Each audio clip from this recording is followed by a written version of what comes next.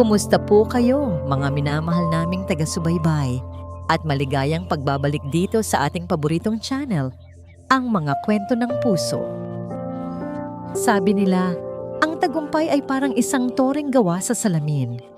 Napakaganda tingnan mula sa malayo, ngunit kapag nasa tuktok ka na at mag-isa, ang tanging makikita mo lang ay ang sarili mong refleksyon. Paano kung ang tunay na yaman pala ay hindi ang toreng iyong itinayo, kundi ang mga kamay na binitiwan mo habang paakyat ka? Samahan ninyo kaming tuklasin ang sagot sa panibagong kwentong magpapaantig sa inyong mga puso. Huminto ang mundo ni Siklab Hirang. Isang segundo lang ang nakalipas. Hawak niya ang buong mundo sa kanyang mga kamay. Malamig ang mamahaling telepono sa kanyang tainga, habang isinasara niya ang isang kasunduang nagkakahalaga ng bilyon-bilyong piso. Ang bawat salitang binibitawan niya ay batas. Ang bawat desisyon niya ay nagpapagalaw sa industriya ng teknolohiya. Nakasuot ng isang planchado at walang gusot na suit. Siya ang larawan ng kapangyarihan at tagumpay habang naglalakad sa siksikang arrival area ng paliparan. Ngunit sa isang iglap, nawala ng saysay ang lahat ng yon. Sa gitna ng libu-libong estrangherong nagmamadali, isang pamilyar na anino ang tumama sa kanyang paningin. Isang aninong 3 taon niyang hinanap sa bawat sulok ng mundo, sa bawat mukha ng babaeng kanyang nakakasalubong. Ginhawa. Nakatayo siya roon, mas payak ang kasuotan, ngunit taglay pa rin ang parehong tindig na minahal niya.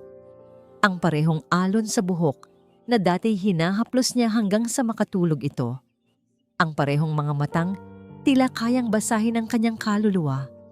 Nabitawan ni Siklab ang telepono. Bumagsak ito sa makintab na sahig na may malakas na kalabog, ngunit hindi man lang niya narinig. Ang tanging naririnig niya ay ang pagtibok ng sarili niyang puso. Isang malakas, desperadong tambol sa kanyang dibdib. Nagsimula siyang humakbang, tila hinihila ng isang hindi nakikitang puwersa. Hindi alintana ang mga taong kanyang nababangga. Nakatuon lamang ang kanyang paningin sa kanya. Nakikita siya ni Ginhawa. Ang pagkilala sa mga mata nito ay mabilis na napalitan ng pagkasindak. Isang uri ng takot na tila nakakita ng multo mula sa nakaraan. Agad nitong hinawakan ang 2 maliliit na kamay sa magkabila niyang tabi. Doon lang napansin ni Siklab. May mga kasama ito, 3 maliliit na bata, 2 lalaki at 1 babae, marahil ay nasa 2 o 3 taong gulang. Habang lumalapit si Siklab, mas luminaw ang kanilang mga mukha. At doon, tumigil hindi lang ang kanyang mundo, kundi pati na rin ang kanyang paghinga. Ang mga mata, 3 pares ng maliliit na mata ang nakatitig sa kanya. At ang 3 pares na yon ay may iisang kulay. Isang kulay na alam niya dahil iyon ang kulay na nakikita niya sa salamin tuwing umaga. Esmeralda. Berdeng-berde, kumikinang at hindi maipagkakaila.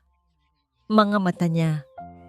Ginhawa, ang pangalan nito ay namutawi sa kanyang mga labi na parang isang panalangin, isang bulong na puno ng pagtataka at sakit.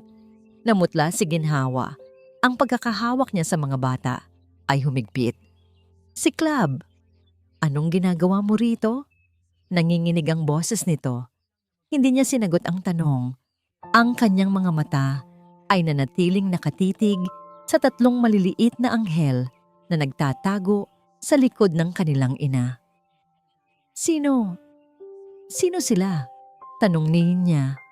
Kahit pa sumisigaw na ang sagot sa kaibuturan ng kanyang pagkatao, hindi sumagot si Ginhawa.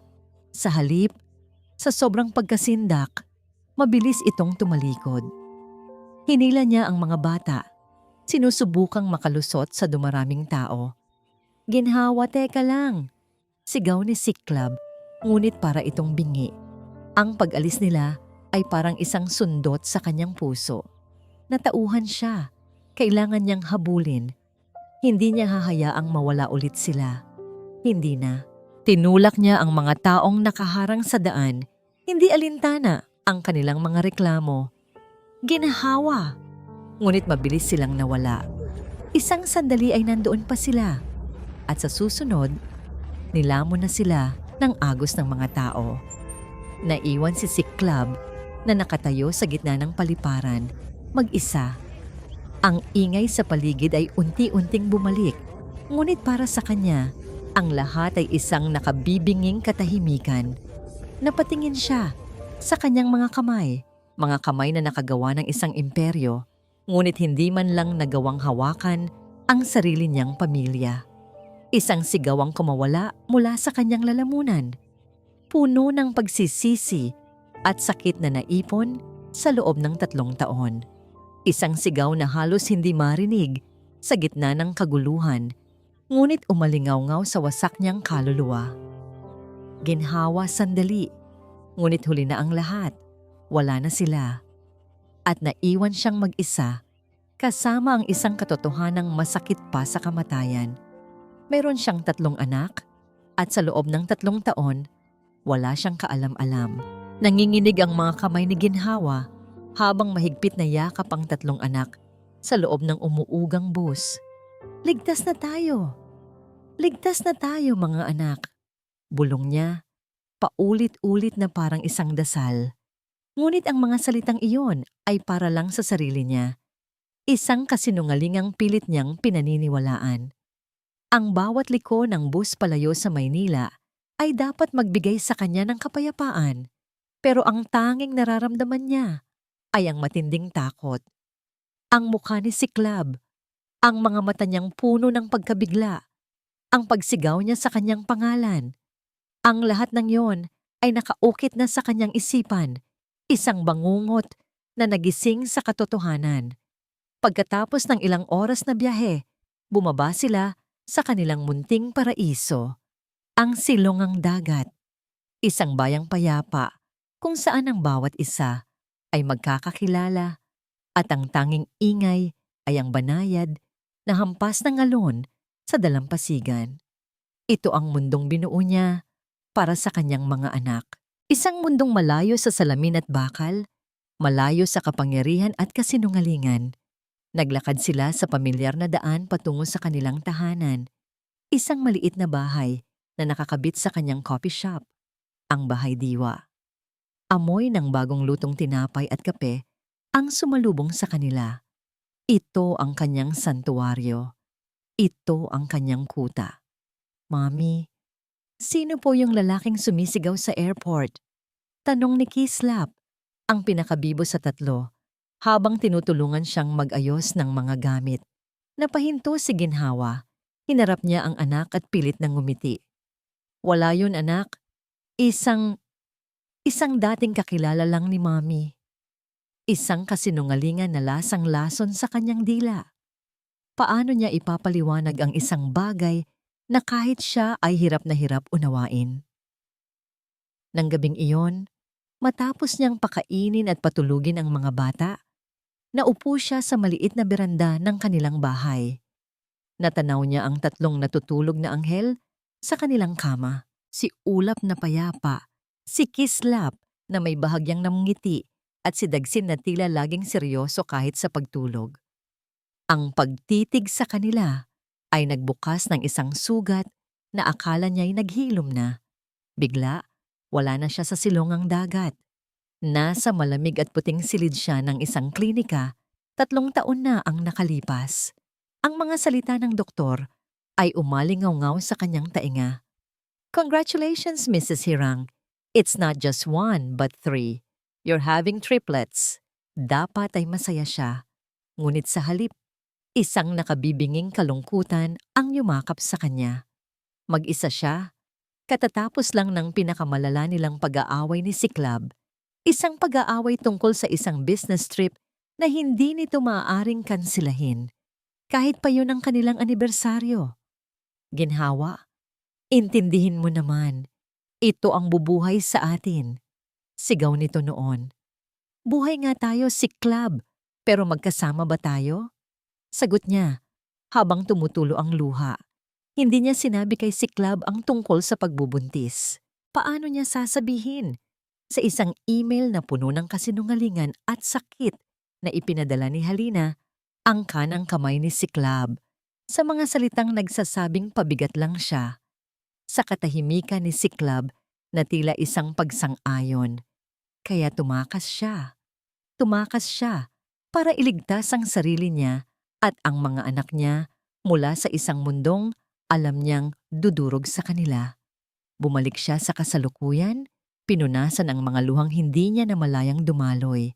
Tumayo siya at dahan-dahang isinara ang mga bintana ng bahay diwa. Tapos na ang araw. Ligtas na sila. Iyon ang akala niya. Nang ilak na niya ang pinto, isang anino ang tumakip sa liwanag ng poste sa labas. Isang itim at eleganteng kotse ang huminto sa tapat ng kanyang munting tindahan. Isang sasakyang walang lugar sa simpleng bayan ng Silongang Dagat. Dahan-dahang bumukas ang pinto nito. Isang mamahaling sapatos na katadang unang lumabas. Sumunod ang isang katawang nakabihis ng perpektong damit.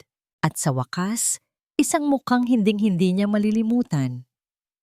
Nakatayo roon si Siklab Hirang sa ilalim ng mahinang ilaw. Ang kanyang mga matang esmeralda ay nakatitig ng diretso sa kanya, puno ng determinasyon at sakit. Ang distansya sa pagitan nila ay ilang metro lang, ngunit para kay ginhawa, para itong isang bangin na handa siyang lamunin ng buo. Nakatayo si ginhawa sa likod ng salaming pinto ng kanyang tindahan. Ang kandado ay kalahati ng nakapiit. Sa labas, si Siklab ay parang isang estatwa. Ang figura niya ay isang madilim na anino laban sa nag-iisang ilaw ng poste.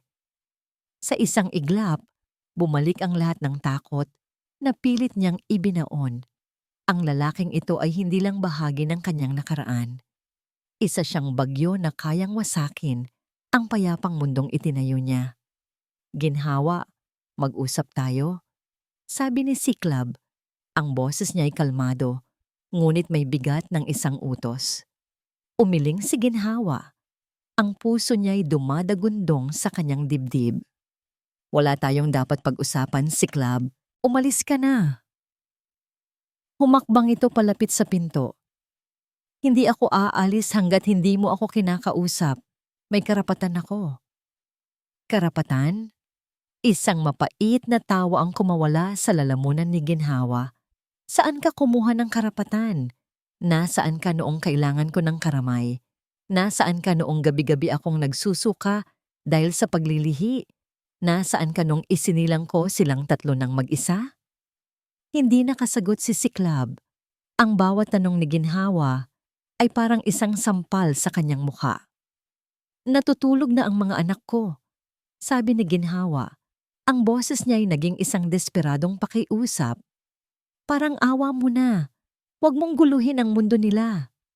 Ngunit si Siklab Hirang ay hindi sanay na natatanggihan. Dumukot siya sa loob ng kanyang coat at inilabas ang isang bagay na halos ikasuka ni ginhawa. Isang checkbook at isang pluma. Ano man ang kailangan ninyo, ibibigay ko, sabi niya habang nagsusulat ng numero. Edukasyon, bahay, isang trust fund para sa kinabukasan nila. Pangalanan mo lang ang presyo, ginhawa. Iyon na ang huling patak. Ang pag-iisip na ang lahat ng paghihirap niya, ang lahat ng sakripisyo niya, ay may katumbas na presyo. Binuksan ni ginhawa ang pinto nang may sapat na puwang para harapin ito. Inabot ni Siklab ang isang piraso ng papel. Hindi tiningnan ni ginhawa ang halaga. Sa halip, tinitigan niya ang mga mata ni Siklab, mga matang minsan niyang minahal, na ngayon ay simbolo ng lahat ng sakit na dinanas niya. Dahan-dahan, kinuha niya ang tseke. At sa harap mismo ng namimilog na mga mata ni Siklab, pinunit niya ito sa dalawa, pagkatapos ay sa apat, at hinayaang liparin ng hangin ang maliliit na piraso. Ang kapayapaan ng mga anak ko, sabi niya, Bawat salita ay matigas at malinaw, ay hindi nabibili. Natigilan si Siklab, ngunit bago pa siya makapagsalita, isang maliit na boses ang narinig mula sa loob. "Mami, may tao po ba?" Si Kislap. Lumabas ito, kinukusot pa ang mga mata. Sumunod ang dalawa pa niyang kapatid, si Ulap at Dagsin, na tila na alarma sa ingay. At doon, sa ilalim ng dim na ilaw ng tindahan, naganap ang unang opisyal na pagkikita. Nagbago ang anyo ni Siklab. Nawala ang bilyonaryong CEO at napalitan ng isang lalaking hindi alam ang gagawin. Pilit siyang ngumiti. Isang ngiting hindi umabot sa kanyang mga mata. "Hello?" sabi niya. Ang boses ay alanganin. Nagbigay siya ng mga mamahaling laruan na dala niya. Isang robot, isang manika na parang prinsesa, isang set ng building blocks. Ngunit ang mga bata ay nagtago lang sa likod ng kanilang ina. Ang kanilang mga mata ay puno ng pagtataka at kaunting takot. Si Kislap, na hindi nagmana ng takot mula sa ina, ang unang humakbang. Tiningala niya si Siklab, ikiniling ang ulo, at nagtanong ng may purong kuryosidad ng isang bata. "Bakit po pareho tayo ng mata?" Naduwal si Siklab. Sinubukan niyang sumagot, ngunit walang salitang lumabas. Napatingin siya kay Ginhawa, humihingi ng tulong, ngunit sinalubong lang siya ng malamig nitong tingin. Habang ang lahat ay nakatayo sa isang nakabibinging katahimikan, si Dagsin, ang pinakatahimik ngunit pinakamapagmasid sa tatlo, ay dahan-dahang lumapit. Hindi siya tumingin sa mga laruan. Tumingin siya ng diretso sa mga mata ni Siklab. Pagkatapos ay lumingon siya sa kanyang ina. Napilit ng ngumingiti, ngunit bakas ang lungkot sa mga mata. Muli siyang humarap kay Siklab at nagtanong sa isang boses na seryoso at malinaw. Isang tanong na bumasag sa puso ng dalawang matanda. "Kayo po ba ang dahilan kung bakit malungkot minsan si Mommy?" Ang tanong ng bata ay mas matalas pa sa anumang kutsilyo. "Kayo po ba ang dahilan kung bakit malungkot minsan si Mommy?" Walang salitang nakasulat sa kontrata, walang numerong makikita sa stock market ang naghanda kay Siklab Hirang para sa bigat ng mga salitang iyon. Galing sa isang batang kamukhang kamukha niya, ang tanong ay hindi isang akusasyon, kundi isang purong katotohanan. Hindi na siya nagsalita pa. Tumalikod lang siya at naglakad pabalik sa kanyang inarkilang kotse. Sa bawat hakbang, naririnig niya ang mga piraso ng kanyang kayabangan na nalalaglag at nababasag sa kalsada. Pera, kapangyarihan, impluwensya. Lahat ng yon ay walang silbi. Sa harap ng tatlong pares ng mga matang esmeralda, siya ay isang pulubi. Hindi siya umalis ng silungang dagat. Sa halip, nagmaneho siya papunta sa kabilang dulo ng bayan at nagrenta ng isang maliit na bahay bakasyunan. Isang kubong gawa sa kawayan at kahoy na tanaw ang karagatan. Ito ang kabaligtaran ng kanyang penthouse sa syudad. Ngunit sa unang pagkakataon sa loob ng maraming taon, naramdaman niyang ito ang tamang lugar para sa kanya. Kinabukasan, sinubukan niyang gawin ang isang bagay na hindi na niya ginagawa. Ang mamuhay na parang normal na tao. Nagpunta siya sa palengke. Ang lalaking kayang magpatakbo ng isang multibilyong kumpanya ay natagpuang walang alam kung paano tumawad sa presyo ng isda. Ang kanyang mamahaling suit ay napalitan ng isang simpleng t-shirt. Ngunit kahit na, lahat ay nakatingin sa kanya. Isa siyang estranghero, isang dayuhan sa sarili niyang mundo. Mula sa bintana ng kanyang kubo, pinanood niya sila. Pinanood niya kung paano hinahatid ni Ginhawa ang mga bata sa isang maliit na daycare center. Pinanood niya kung paano sila naglalaro sa dalampasigan, nagtatayo ng mga kastilyong buhangin.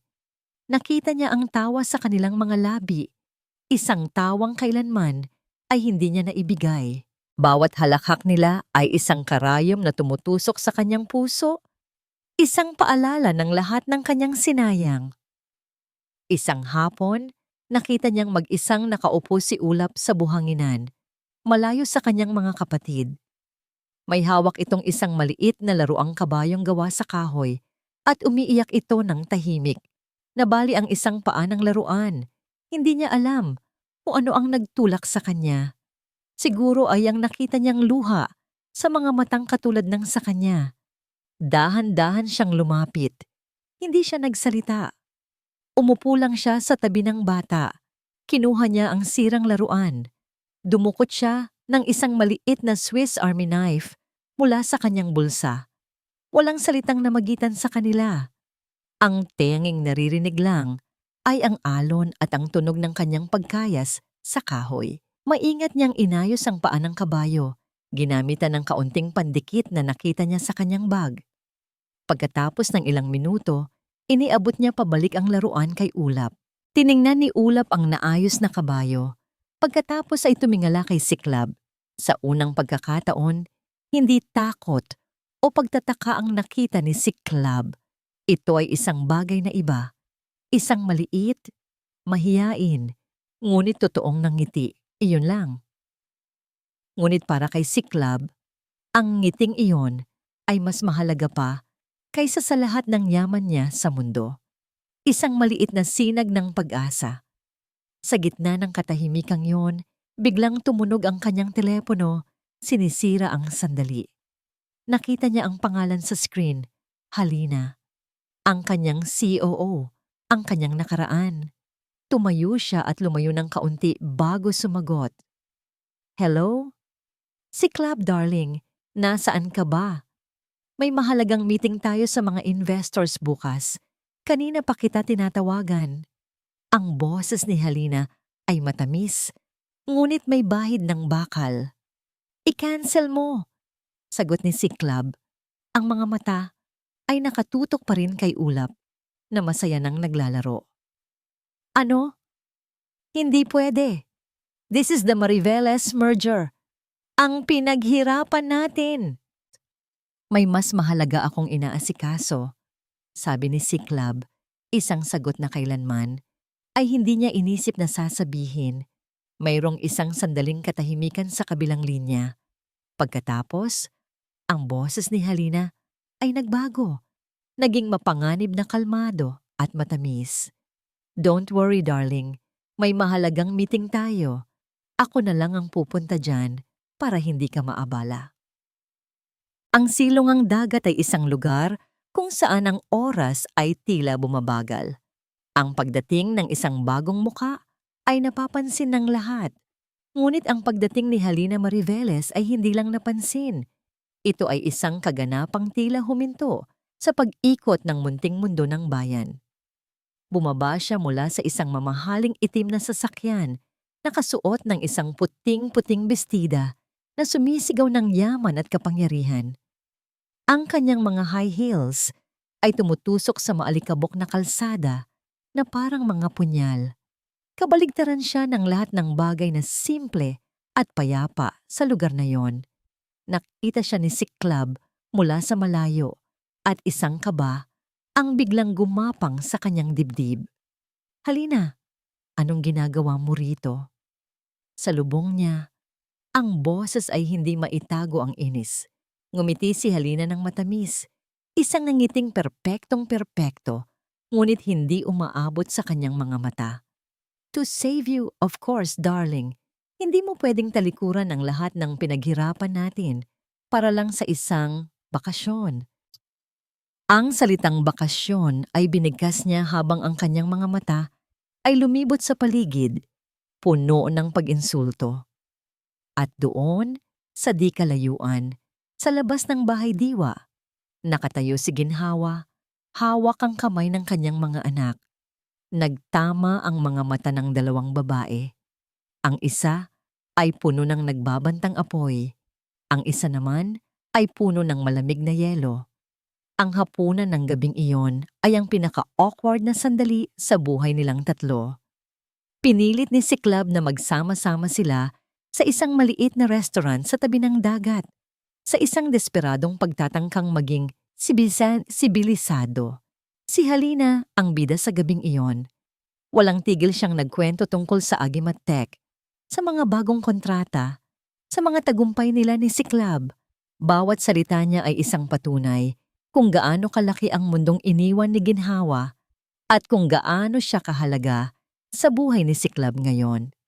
You know, Ginhawa, sabi ni Halina, habang eleganteng hinihiwa ang kanyang isda. I really admire you. Ang tapang mong iwan ang lahat. Pero hindi ko yata kayang talikuran si Siklab, lalo na sa mga panahong pinakakailangan niya ako. Si Ginhawa ay hindi sumasagot. Mahigpit lang ang hawak sa kanyang baso ng tubig. Nang magkaroon ng pagkakataon, habang si Ginhawa ay nagpunta sa banyo, nilapitan ni Halina si Siklab. Ang boses niya ay naging isang nag-aalalang bulong. Siklab, I'm worried about you. Alam kong nasasaktan ka pa rin. Naaalala ko pa noon. Ang araw na umalis siya. Sabi niya, maingat na pinipili ang bawat salita. Umalis siya dahil lang hindi mo nasagot ang isang tawag niya. Masyado siyang emosyonal. Hindi niya nakita ang big picture. Hindi niya nakita ang mga sakripisyo mo para sa kanya. Iyon ay isang perpektong lason. Isang maliit na kasinungalingan na nakabalot sa isang tila nagmamalasakit na katotohanan. Tumagos ito sa isipan ni Siklab, na pagod na at desperado para sa isang paliwanag. Pinaniwalaan niya ito dahil mas madaling paniwalaan na si Ginhawa ay umalis dahil sa isang maliit na tampo kaysa aminin na siya ang may malaking pagkukulang. Kaya ng gabing iyon, hinarap niya si Ginhawa sa labas ng bahay diwa, matapos ihatid si Halina sa hotel nito. 3 taon, Ginhawa. Simula niya, ang boses ay puno ng sakit at ngayon, ng paninisi. 3 taon mo silang itinago sa akin. Dahil lang sa isang hindi nasagot na tawag? Ganoon lang ba kababaw ang pagmamahal mo? Nakita ni Ginhawa ang pagbabago sa mga mata ni Siklab, na wala ang pagsisisi na nakita niya kahapon. Napalitan ito ng lumang anyo ng paghuhusga at nalaman niya, nang walang duda, kung sino ang nagtanim ng lason sa isipan nito. 1 dekada ng pagmamahalan, 3 anak, libu-libong araw ng paghihintay, at sa huli, pinili pa rin ni Siklab na paniwalaan ang kasinungalingan ng ibang tao kaysa sa katahimikan niya. Ang sakit ay napuno ng galit. Ang galit ay umakyat mula sa kanyang dibdib patungo sa kanyang kamay. Hindi na siya nagsalita. Sa halip, sa gitna ng tahimik na gabi ng silungang dagat, isang malutong na tunog ang umalingaw-ngaw. Ang tunog ng palad ni Ginhawa na dumapo ng buong lakas sa pisngi ni Siklab Hirang. Nanginginig siya, hindi dahil sa lakas ng sampal, kundi dahil sa bigat ng sakit na dala nito. Tumingin siya sa mga mata ni Siklab, mga matang puno na naman ng pagkalito. Wala kang alam. Bulong niya. Ang bawat salita ay tila isang patak ng lason. At pagkatapos, tumalikod siya at pumasok sa kanyang bahay. Isinara ang pinto. Hindi lang sa mukha ni Siklab, kundi sa huling piraso ng pag-asang natitira sa kanyang puso. Ang sampal ay umalingaw-ngaw sa hangin, ngunit ang sakit na naramdaman ni Ginhawa ay higit pa sa pisikal. Ito ay ang sakit ng isang pusong paulit-ulit na dinudurog ng parehong tao. Pagkapasok niya sa loob ng bahay diwa, isinandal niya ang kanyang likod sa pinto at dahan-dahang napaupo sa sahig. Doon, sa dilim ng kanyang munting tindahan, hinayaan niyang bumuhos ang lahat ng luhang pinigilan niya hindi lang ngayong gabi, kundi sa loob ng 3 mahahabang taon. Siya na naman ang masama. Siya na naman ang hindi nakakaintindi. Pagkatapos ng lahat, wala pa ring nagbago. Si Siklab ay si Siklab pa rin, isang lalaking mas naniniwala sa luhika ng iba kaysa sa tibok ng kanyang puso. Ang silungang dagat na dati niyang kanlungan ay naging isang kulungan. Hindi na siya ligtas dito. Hanggat naririto si Siklab At lalo na ngayong narito si Halina, ang kapayapaan ng kanyang mga anak ay laging nasa panganib. Kailangan nilang umalis muli. Sa gitna ng gabi, habang mahimbing na natutulog ang kanyang tatlong anghel, nagsimula siyang mag-impake. Ang bawat damit ng bata na kanyang tinitiklop, ang bawat laruang kanyang inilalagay sa isang lumang maleta ay parang isang karayom na tumutusok sa kanyang puso. Tumakas na siya noon. Bakit kailangan niyang tumakas ulit? Habang inaayos ang isang lumang cabinet, nahulog ang isang maliit na kahon. Nang buksan niya ito, nakita niya ang mga piraso ng kanyang nakaraan. Isang litrato nila ni Cyclab noong masaya pa sila. Isang tuyong bulaklak. At sa ilalim ng lahat, ang isang bagay na nagpabago sa takbo ng kanyang buhay.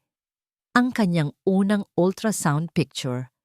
Ang tatlong maliliit na tuldok na magiging sina Ulap, Kislap at Dagsin. Ang pagkakita sa larawan ay nagbalik sa kanya sa pinakamasakit na araw ng kanyang buhay.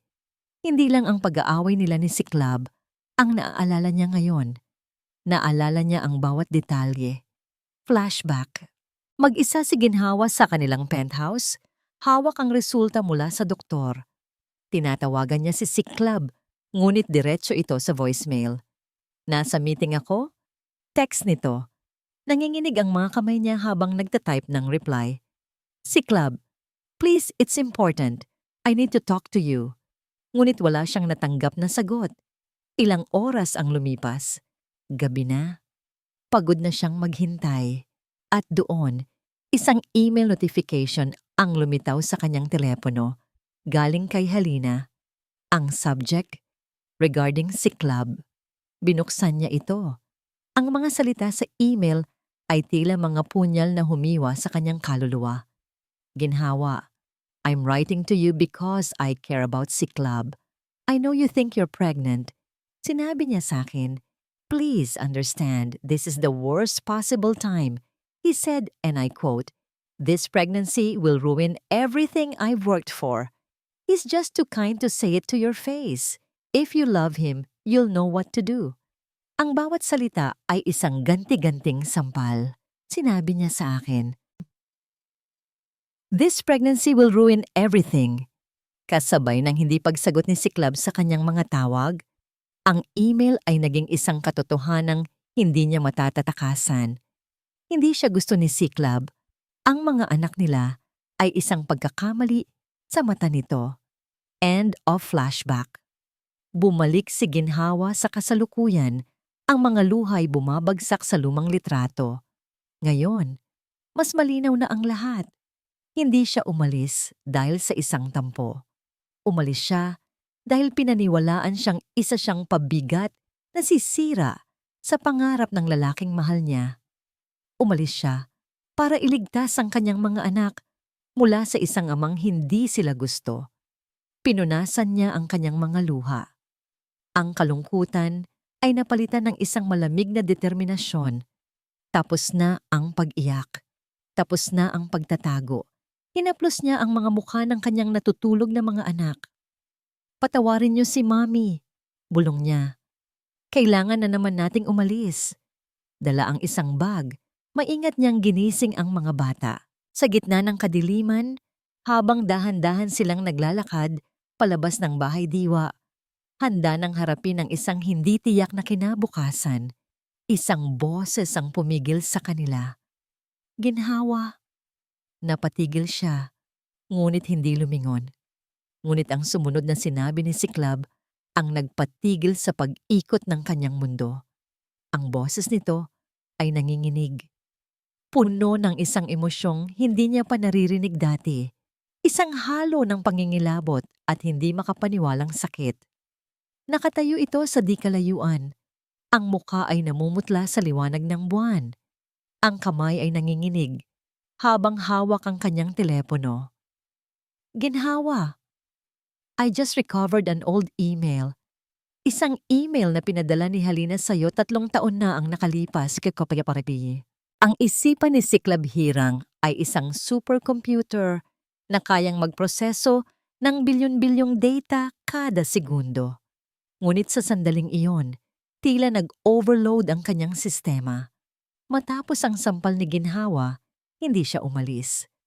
Umupo siya sa buhanginan, sa tapat ng bahay diwa, hanggang mag-umaga.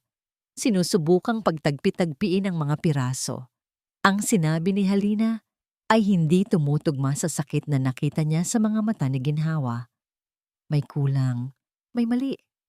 Kaya't ginawa niya ang tanging alam niyang gawin. Ginamit niya ang kanyang utak. Gamit ang kanyang telepono, na-access niya ang pinaka-secure na server ng Agimat Tech.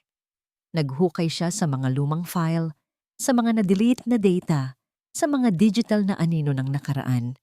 Hinanap niya ang lahat ng komunikasyon sa pagitan ni Halina at ginhawa sa mga linggo bago ito umalis. At doon niya natagpuan isang na-archive na kopya ng isang email na dinilit ni Halina mula sa sent items, ngunit hindi mula sa deep server ng kumpanya. Habang binabasa niya ang mga salitang isinulat ng babaeng pinagkatiwalaan niya, isang malamig na pangingilabot ang gumapang sa kanyang buong katawan. Sinabi niya sa akin, "This pregnancy will ruin everything." Ang mga kasinungalingan, ang lason. Ito pala ang pumatay sa kanila. Hindi ang ambisyon niya. Hindi ang isang hindi nasagot na tawag, kundi isang kalkuladong pagtataksil. Isang saksak sa likod na hindi man lang niya naramdaman. Kaya't nang makita niyang palabas na si ginhawa, kasama ang mga bata, alam niyang ito na ang huling pagkakataon niya. "Ginhawa, I just recovered an old email." Iniabot niya ang telepono. Nag-atubili si ginhawa. Ang mga mata ay puno ng pagdududa. Ngunit nakita niya ang itsura sa mukha ni Siklab, isang itsurang hindi pa niya nakikita dati. Wasak. Kinuha niya ang telepono. Sa liwanag ng screen, sabay nilang binasa ang mga salita. Tahimik. Ang tanging maririnig lang ay ang mahinang tunog ng alon at ang pigil na paghinga ni ginhawa. Nang matapos, walang nagsalita. Si ginhawa ay napayuko. Ang mga balikat ay nanginginig sa mga hikbing. Pilit niyang pinipigilan. "Hindi ko alam." Bulong ni Siklab. Ang boses ay basag. "Ginhawa, maniwala ka sa akin. Hinding-hindi ko yan sasabihin. Hinding-hindi." Sa unang pagkakataon sa loob ng 3 taon, nagsalita si ginhawa ng walang galit, tanging puro sakit. "Pero hindi mo sinasagot ang mga tawag ko, Siklab. Mag-isa ako, natatakot. At pagkatapos, ito, naniwala ako sa kanya dahil binigyan mo ako ng dahilan para maniwala." Ang mga salitang yon ay tumama kay Siklab ng mas malakas kaysa sa sampal. Tama siya. Siya pa rin ang may kasalanan. Ang kanyang pagpapabaya ang nagbukas ng pinto para pumasok ang lason ni Halina. "Patawarin mo ako," sabi niya. Ang mga luhay malayang dumadaloy sa kanyang pisngi. "Patawarin mo ako sa pagiging bulag. Patawarin mo ako sa hindi pagiging karapat-dapat sa'yo." Tumangulang si ginhawa, hindi makapagsalita. Ngunit ang sakit sa mga mata ni Siklab ay dahan-dahang napalitan ng isang bagay na mas matigas, mas malamig. Galit. Isang matinding galit na may katarungan. "Ayusin ko ito," sabi niya. Hinalikan niya sa noo ang bawat isa sa kanyang mga anak na naguguluhang nakatingin sa kanila. Pagkatapos ay tumingin siya kay ginhawa. "Hintayin mo ako. Babalik ako." Nagmaneho siya buong magdamag, pabalik sa Maynila. Ang bawat kilometrong tinatakbo niya ay nagpapabilis sa pintig ng kanyang puso. Ang pagmamaneho niya ay hindi dahil sa pagmamadali, kundi dahil sa isang determinasyong hindi pa niya naramdaman noon. Diretso siya sa pinakatuktok ng Agimat Tower. Naabutan niya si Halina sa malaking conference room, naghahanda para sa isang meeting. Ngumiti ito nang makita siya. "Siklab, the darling, you're back. Alam ko namang hindi mo kami matitiis." Hindi niya ito pinatapos. Inihagis niya sa mesa ang isang tablet kung saan nakadisplay ang email na wala ang nangiti ni Halina. Namutla siya. Si Club, I can explain. Explain what? Sigaw ni si Club. Ang boses niya'y umaling-awngaw sa buong silid. Na sinira mo ang buhay ko. Na ninakaw mo sa akin ang 3 taon kasama ang mga anak ko. Para saan, Halina? Para sa isang merger? Para sa pera? Para sa atin. Sigaw ni Halina pabalik. Ang desperation ay nasa boses na niya. Ginawa ko yon dahil mahal kita. Siya ang hadlang. Umiling si Club. Isang mapait na ngiti ang sumilay sa kanyang labi. You're fired, Halina. Tumayo ito, ang mga matay nag-aapoy. Hindi mo pwedeng gawin to sa akin. Umalis ka na sa building ko. Ngayon din. Tumawa si Halina. Isang tawang walang kagalakan, isang tawang puno ng lason at pagbabanta. Isang tawang nagpatayo sa lahat ng balahibo ni si Club. Sa tingin mo tapos na, sabi niya, habang dahan-dahang naglalakad palabas. Si Club, sisirain kita. Sisirain ko ang lahat ng pinaghirapan mo. Umalis si Club sa Agimat Tower na parang nag-iwan ng isang mabigat na baluti. Ang galit ay naroon pa rin, ngunit sa ilalim nito, mayroong isang bagong pakiramdam ng kalayaan. Sa unang pagkakataon, hindi na niya iniisip ang stocks, ang mga board meeting o ang susunod na bilyong kontrata. Isa lang ang nasa isip niya, ang bumalik sa silongang dagat. Pagdating niya, hindi na siya isang bilyonaryo, hindi na siya isang CEO. Isa na lang siyang lalaking nakatayo sa labas ng isang munting coffee shop, umaasang pagbubuksan siya ng pinto. Binuksan ni Ginhawa ang pinto. Walang salitang namagitan, ngunit ang mga mata nila ang nag-usap. Sa mga mata ni Ginhawa, nakita ni si Club hindi ang pagpapatawad, hindi pa, ngunit isang bagay na mas mahalaga, ang pagsisimula ng pag-unawa. Nang mga sumunod na araw, nagsimula ang pinakamahirap na trabaho sa buhay ni si Club Hirang, ang matutong maging isang ama. Ang unang araw ay isang komedya ng mga pagkakamali. Sinubukan niyang magluto ng almusal. Ang sinangag ay naging sunog at ang itlog ay sumabog sa microwave. Ang mga bata, sa halip na mainis, ay humalakak lang. Ito ang unang pagkakataon na narinig niya silang tumawa nang dahil sa kanya. At para sa kanya, iyon ang pinakamatamis na musika. Hayaan mo na. Ako na. Sabi ni Ginhawa habang inaagaw ang kawali. Isang maliit na ngiti ang sumisilay sa kanyang labi. Nalaman niya na ang bawat anak niya ay may sariling mundo. Si Ulap, ang tahimik, ay mahilig sa mga kwento. Kaya't umupo si Club sa sahig kasama nito, binabasa ang mga libro tungkol sa mga bituin at mga planeta gamit ang mga boses na katawa-tawa para sa bawat karakter. Si Kislap, ang makulit, ay gustong-gusto maglaro, kaya't nagpatalo si Club sa taguan, nagkunwaring hindi ito nakikita kahit pa nakausli ang paa nito sa ilalim ng kurtina. At si Dagsin, ang seryoso, ay isang maliit na engineer.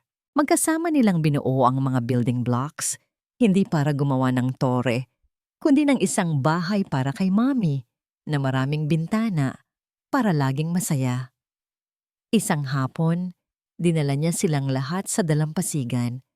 Habang si Ginhawa ay nagbabantay mula sa di kalayuan, tinuruan niya ang mga bata kung paano magpatalbog ng bato sa ibabaw ng tubig.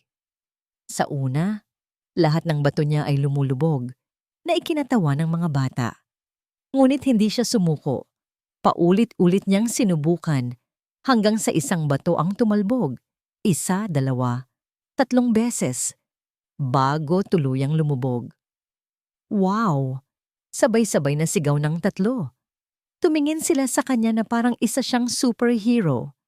Sa sandaling iyon, nakaramdam si Club ng isang uri ng tagumpay na hindi kayang tumbasan ng kahit anong deal sa negosyo. Ito ay totoo. Ito ay dalisay. Gabi-gabi, siya na ang nagpapatulog sa kanila. Kinakantahan niya sila ng mga luma at sintonadong awitin na kinakanta sa kanya ng kanyang lola. Isa-isa silang nakakatulog. Ang kanilang maliliit na katawan ay nakasandal sa kanya. Ang kanilang mga hininga ay mainit at payapa. Isang gabi matapos makatulog ang mga bata, lumabas siya sa beranda kung saan nagkakape si Ginhawa. Umupo siya sa tabi nito, pinapanood ang kalmadong dagat. Hindi ko alam na marunong ka palang kumanta. Basag ni Ginhawa sa katahimikan. Ngumiti si Siklab. Marami ka pang hindi alam tungkol sa akin. Ganoon din ako, sagot niya. Isang komportableng katahimikan ang namagitan sa kanila. Hindi na ito ang katahimikang puno ng tensyon at sakit. Ito ay isang katahimikang may puwang para sa paghilom. Dahan-dahan, ang mga pader na itinayo ni Ginhawa sa paligid ng kanyang puso ay nagsisimulang magpakita ng mga bitak. Habang payapa silang nakaupo roon, isang pamilya na unti-unting nabubuo. Biglang tumunog ang telepono ni Siklab. Isang numerong hindi pamilyar. Sinagot niya ito. Mr. Hirang, sabi ng isang formal na boses sa kabilang linya. Ako si Attorney De Guzman. Tumatawag ako para ipaalam sa inyo na may lumabas na artikulo online. Isang malaking expose. Isiniwalat ni Ms. Halina Mariveles ang tungkol sa Project Nightingale, kasama ang mga dokumentong nagsasabing may kinalaman si Ms. Ginhawa Aplaya sa corporate espionage laban sa Agimat Tech. Nabitawan ni Siklab ang kanyang telepono. Ang kapayapaan na naramdaman niya, ilang segundo lang ang nakalipas, ay biglang sumabog na parang salamin. Nagsimula na ang digmaan ni Halina. At ang una niyang target ay hindi si Siklab, kundi si Ginhawa. Ang mga salita ng abogado ay parang mga matatalim na tinig na bumabasag sa katahimikan ng gabi. Ang mukha ni Siklab ay namutla. Sa isang iglap, bumalik ang bigat ng kanyang dating mundo. Ngunit ngayon, mas mabigat ito dahil hindi lang siya ang nasa panganib. Si Ginhawa at ang mga bata. Tiningnan siya ni Ginhawa, ang mga matay puno ng pag-aalala. Anong nangyari? Hindi makapagsalita si Siklab. Inabot niya ang telepono at ipinabasa sa kanya ang mensahe mula sa abogado. Habang binabasa ni Ginhawa ang mga paratang, unti-unting lumabas ang takot sa kanyang mukha. Hindi nagtagal. Kumalat ang balita na parang apoy sa tuyong damo. Ang dating tahimik na silungang dagat ay napuno ng mga tsismis at pagdududa. Ang mga mamamahayag ay nagsimulang mag-abang sa labas ng bahay diwa. Ang Agimat Tech, ang imperyong pinaghirapan ni Siklab, ay nasa bingit ng pagbagsak. Ang bawat media outlet ay nag-uulat tungkol sa the CEO's ex-wife and the corporate espionage scandal. Pagkatapos, dumating ang tawag mula kay Halina. Siklab, darling.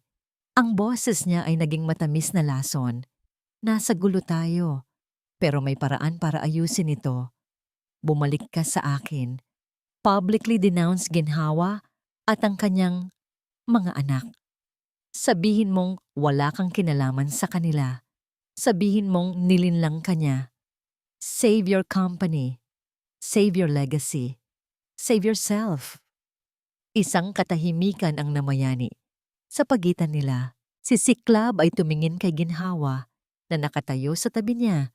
Ang mga matay puno ng sakit, ngunit walang paghuhusga.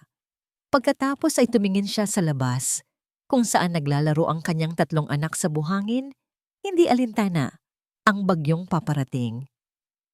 At kung hindi ko gagawin? Tanong ni Siklab. Ang boses niya ay malamig. Then you lose everything, Siklab. Everything. Ang kumpanya mo, ang reputasyon mo, at pati na rin sila. Dahil hinding-hindi ko hahayaan na maging masaya ka kasama niya. Matamis na sagot ni Halina. Alam ni Siklab na ito na ang sandali. Ito ang kanyang pinakahuling pagsubok. ang pinakahuling linyang iguguhit, ang kanyang Agimat Tech, ang kanyang legacy, ang lahat ng pinaghirapan niya sa loob ng maraming taon, o ang kanyang pamilya, ang pag-ibig, ang kapayapaan na ngayon niya lang nahanap. Hindi na siya nag-atubili. Kinabukasan, isang press conference ang biglaang inihanda sa head office ng Agimat Tech. Ang mga reporters ay nagtipon, nag-aabang sa isang pahayag tungkol sa corporate scandal. Ang lahat ay umaasa na si Siklab Hirang, ang henyo sa likod ng Agimat, ay magbibigay ng isang matapang na pagtatanggol sa kanyang imperyo. Ngunit ang Siklab na humarap sa kanila ay hindi ang Siklab na kilala nila. Hindi siya nakasuot ng mamahaling suit, kundi isang simpleng polo shirt. Ang kanyang mga mata ay hindi puno ng pagmamataas, kundi ng kapakumbabaan. Magandang umaga sa inyong lahat. Simula niya, ang kanyang boses ay malinaw at matatag. Narito ako, hindi para ipagtanggol ang aking kumpanya, kundi para itama ang isang pagkakamali. Isang malaking pagkakamaling nagawa ko. Sa loob ng maraming taon, naniwala ako na ang tagumpay ay sinusukat sa yaman, sa kapangyarihan, at sa mga kontratang aking napapanalunan. Nagkaroon ng bulungan sa mga reporters. Hindi ito ang inaasahan nila. Ngunit sa paghahanap ko ng tagumpay, nakalimutan ko ang pinakamahalaga. Inanggat niya ang kanyang mga mata na ngayon ay puno ng matinding emosyon. Iniwan ko ang babaeng nagbigay buhay sa akin. Iniwan ko ang aking asawa, si Ginhawa Aplaya, at sa aking pagiging bulag, hindi ko nakita ang tatlong pinakamahalagang regalo sa aking buhay. Ang aming mga anak, sina Ulap, Kislap, at Dagsin. Nabigla ang lahat. Ang pag-amin ay isang bomba na sumabog sa loob ng silid. Ang mga paratang laban kay Ginhawa Aplaya ay kasinungalingan. Patuloy ni Siklab, ang bawat salita ay may bigat. Isang kasinungalingan na binuo ng isang taong hindi kayang tanggapin ang katotohanan. At para sa mga kasinungalingang yon, ako ang may pananagutan dahil pinabayaan ko ang aking pamilya. Ngayon, ang Agimat Tech ay nasa panganib at ako, bilang ang nagtatag at CEO nito, ay may responsibilidad na aminin ang aking mga pagkakamali. Dahil dito, ibinibigay ko ang lahat ng aking posisyon sa Agimat Tech. Ibinibigay ko ang aking karapatan sa lahat ng pinaghirapan ko. Nagkaroon ng gulo. Ang mga reporters ay sabay-sabay na nagtanong, nagtataka. Tumingin si Siklab ng diretso sa kamera. Ang lahat ng ito, ang lahat ng aking kayamanan, ay walang halaga kung mawawala ang aking pamilya. Natagpuan ko na ang aking tunay na agimat. Ang aking tunay na tagumpay ay hindi ang tore na aking itinayo, kundi ang pag-ibig na aking sinayang. Kung meron man akong ipaglaban, hindi na ito ang Agimat Tech. Ito ay ang aking pamilya. At sa huli, hindi ko pinipili ang kumpanya. Pinipili ko sila. Sa mamantala, sa silungang dagat, nakaupo si Ginhawa sa harap ng isang maliit na telebisyon sa Bahay Diwa. Hawak ang kanyang mga kamay. Pinapanood niya si Siklab. Ang bawat salita niya ay tumatagos sa kanyang puso, nagpapabagsak sa mga huling pader na kanyang itinayo. Nang marinig niya ang mga huling salita ni Siklab, pinipili ko sila. Napahagulhol siya. Ngunit sa pagkakataong ito, hindi ito luha ng sakit o kalungkutan. Ito ay luha ng kalayaan, luha ng pag-asa, luha ng pagmamahal. Biglang may anino sa pinto. Tumingala siya. Nakatayo si Siklab Hirang sa bukana ng Bahay Diwa. Basa pa sa pawis mula sa matagal na biyahe. Ngunit isang malawak at totoong nangiti ang sumilay sa kanyang mga labi. Ang kanyang mga mata, ang mga matang esmeralda na ngayon, ay nagdadala ng kaligayahan, ay nakatitig ng diretso sa kanya. Ilang buwan ang lumipas Mula nang naganap ang press conference na nagpabago sa buhay ni Siklab Hirang, ang dating titan ng teknolohiya ay tuluyan ng umalis sa mundo ng corporate. Ang Agimat Tech ay naisalba, ngunit hindi na siya ang may hawak. Ibinenta niya ang karamihan ng kanyang shares. Tanging sa ang isang maliit na research and development department lang ang kanyang pinanatili, kung saan doon niya isinasagawa ang kanyang mga passion project na hindi na tungkol sa bilyon-bilyong kita. Ngayon, ang kanyang opisina ay ang balkonahe ng kanyang kubo sa silongang dagat. Ang kanyang meeting ay ang pagtuturo sa kanyang mga anak kung paano magbasa ng mapa ng bituin tuwing gabi. Ang kanyang kayamanan ay ang tawanan ng kanyang pamilya habang nagtatayo sila ng mga kastilyong buhangin sa dalampasigan. Inayos ni Ginhawa ang kanyang munting coffee shop, ang Bahay Diwa, na ngayon ay mas buhay na buhay. Ang mga tao sa bayan ay nagtipon sa likod ni Siklab, lalo na matapos niyang isakripisyo ang lahat para sa kanyang pamilya. Naging bayani siya sa kanilang mga mata, at si Ginhawa, na dating pinagdududahan, ay tinitingnan na ngayon bilang isang inspirasyon, isang ina na nagprotekta sa kanyang mga anak sa kabila ng lahat. Isang hapon, sa dalampasigan, magkasama silang nagtatayo ng isang malaking kastilyong buhangin.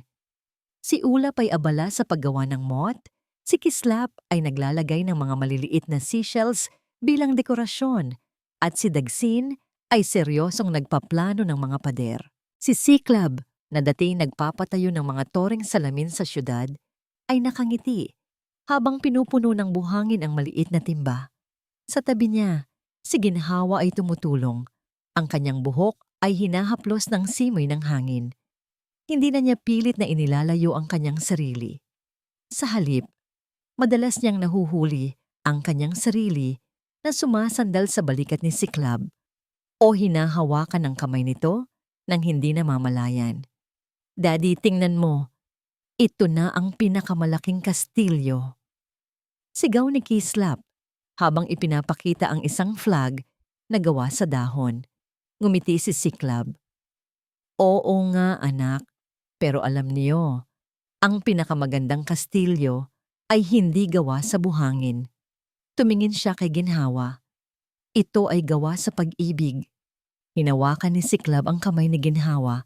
Ang mga daliri niya ay pumulupot sa mga daliri nito. Ang pagitan nila ay napunan na. Ang mga sugat ay naghihilom na. Siklab! Bulong ni Ginhawa. Ang mga mata ay nanunubig. Tumingin siya sa mga mata nito, puno ng isang pangako na kailanman ay hindi na niya sisirain. Natagpuan ko na ang agimat ko, Ginhawa. Ang agimat na kayang protektahan ang lahat ng pinakamahalaga. Kayo. Kayo ang aking tunay na agimat. Dahan-dahan yumuko si Siklab at hinalikan si Ginhawa. Hindi ito isang halik ng matinding pagnanasa, kundi isang halik ng pangako. Isang halik ng pagpapatawad. Isang halik ng pangakong muling bubuuin ang kanilang pamilya. Habang nagtatapos ang araw, magkakasama silang naglakad pabalik sa Bahay Diwa. 5 silweta, laban sa nagbabagong kulay ng langit. Habang papalubog ang araw, hindi na sila isang bilyonaryo at isang babaeng tumatakas. Sila ay isang pamilya, hindi perpekto, ngunit buo.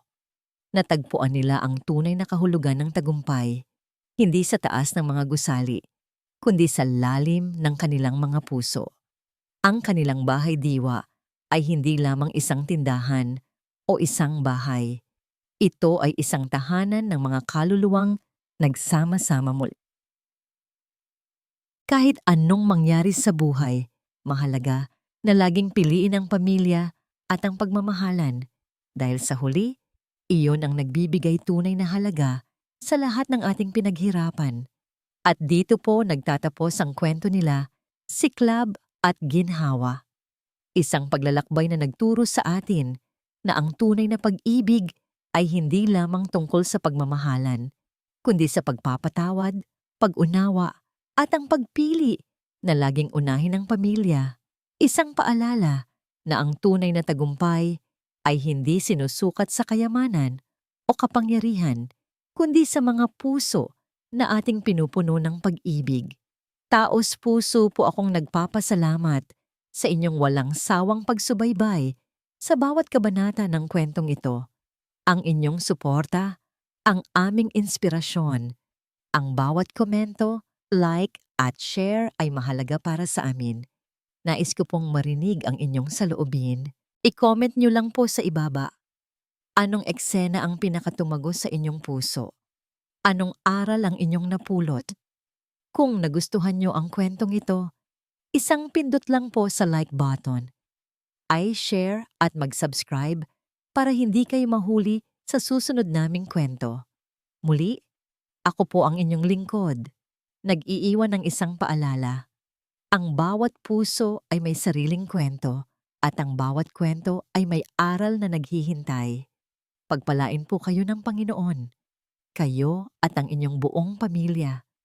Hanggang sa muli nating pagkikita sa mga kwento ng puso.